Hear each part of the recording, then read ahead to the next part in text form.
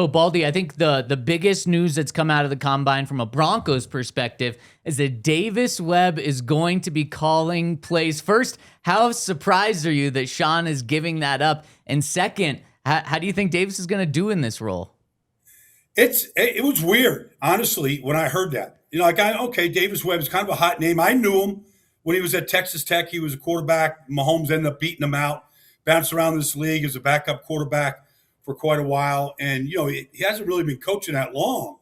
And so I don't know, like, is Sean looking over his shoulder, letting him call plays, or where's Sean going to disappear on the sideline and talk to Vance Joseph? I can't really figure out what that is going to look like. I mean, it's just going to. Sean is a great play caller, and we're used to seeing him with that chart, and the pen, the whole thing. Like I don't know how that's going to go, and I don't know what Davis Webb's like if he's just going to connect with Bo better and get a better play call in.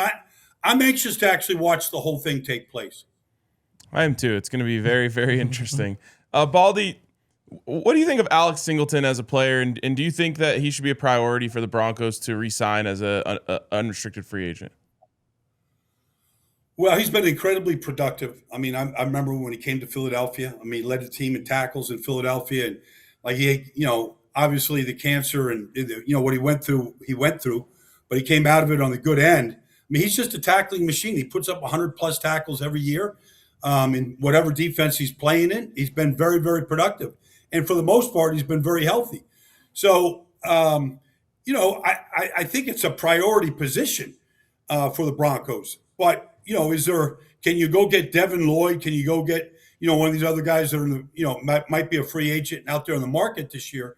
Can you upgrade the position, or do you think you can upgrade the position? Because I think the good thing about Alex is you know what you're getting.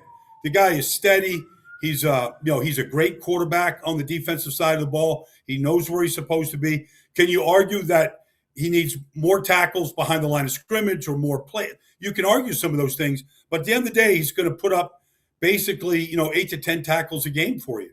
Yeah, and on top of that, I mean, you have the number 2 run defense in the NFL. You kind of just want to keep things the same.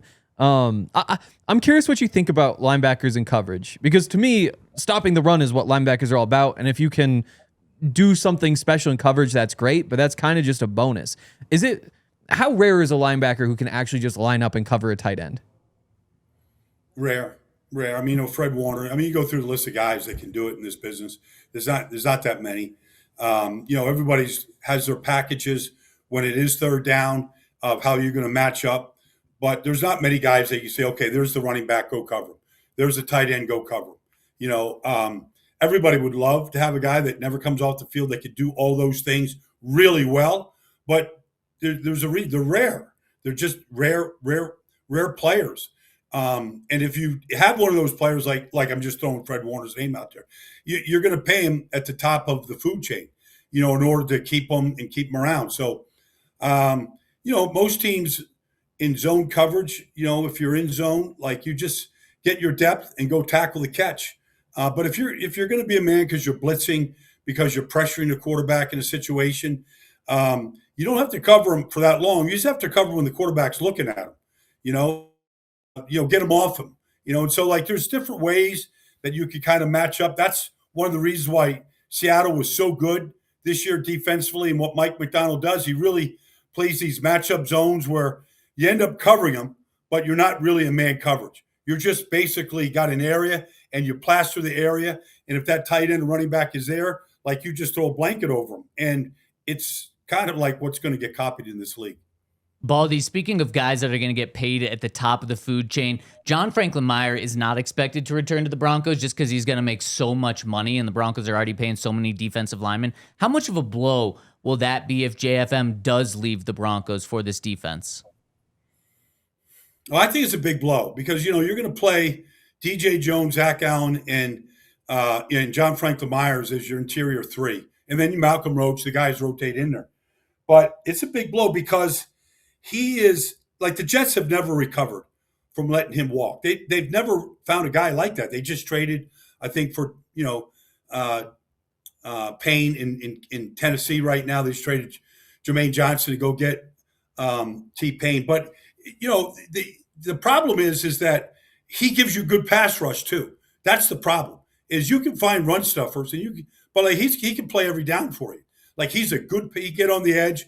He's a hard guy to keep off. When he came out of the Jets signed him from the Rams. Even when he was with the Rams, when he first got there, he's got a great first step quickness, even at his size.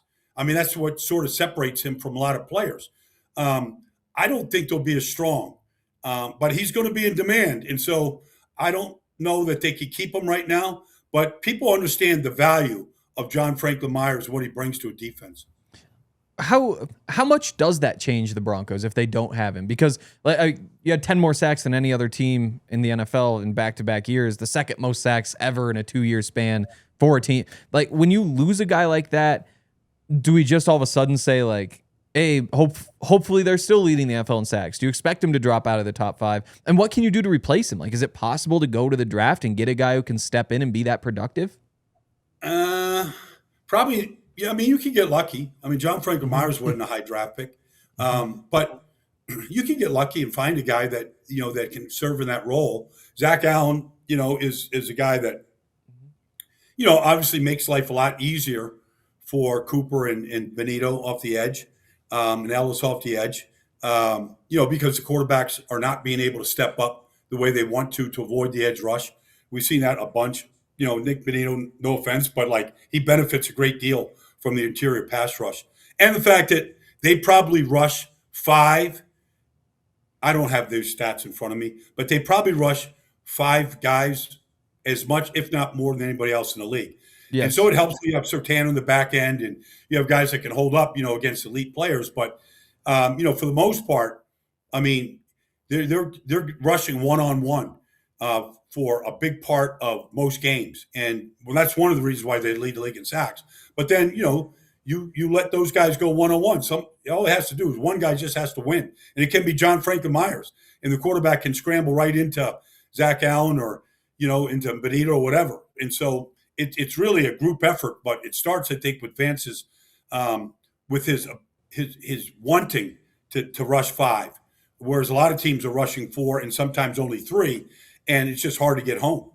Baldy, one of the Broncos' big priorities this offseason is figuring out the running back position. A lot of Broncos fans wanted Breece Hall. He's going to be tagged, maybe the same as Kenneth Walker. What do you do if you're the Broncos to help fix that running back position with J.K. Dobbins being a free agent and you got R.J. Harvey going into his second season? Well, there was such a disparity last year. Obviously, J.K. gets hurt, but he averaged 5 yards a carry. Yeah. RJ averaged 3.7 yards a carry behind largely the same offensive line. Now, that's just, maybe that's just rookie. Maybe that's what RJ Harvey is. Maybe he's, a below average running back. Now, I don't want to say that about him because he's just a rookie. I want to give him a second year, but the position has got to become more dynamic. Look, Kenneth Walker is the MVP of the Super Bowl. He's a dynamic player, and he showed it throughout the postseason. So you get to the postseason, the year before, Saquon Barkley was dynamic. So you could say passing league and it's all this kind of stuff.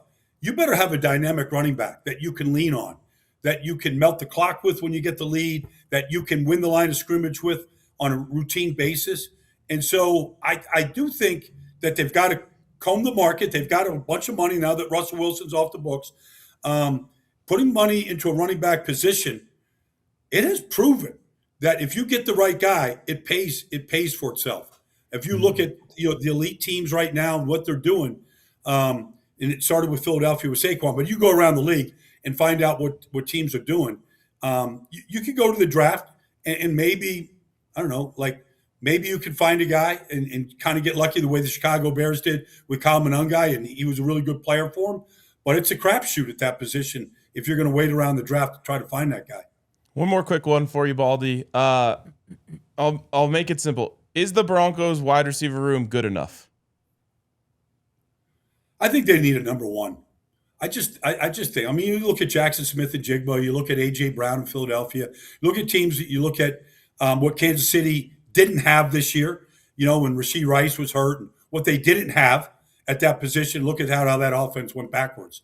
I think. Look, Cortland Sutton, from the moment he came out of SMU, was a good player with a big body.